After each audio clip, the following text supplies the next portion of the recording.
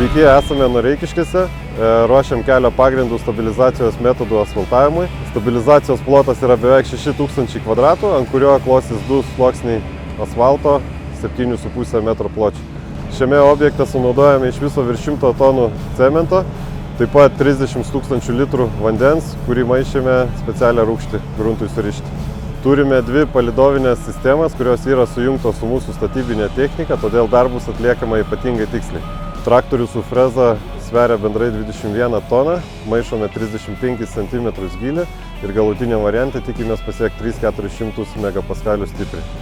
Stabilizavimus pradedam pirmiausia išsiplaniravę gruntą, tada pilame cementą.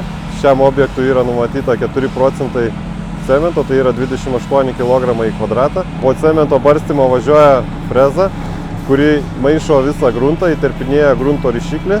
Visą gruntą tankinam su krumpliniu volu, kuris sveria daugiau nei 12 tonų. Tuomet apdirbinėja greiteris, kuris yra pajungtas su specialia 3D įranga, daro pagal aukščius, planiruoja ir iš paskos užspaudžia lygus volas. Galutiniam variante turim labai stiprų gruntą.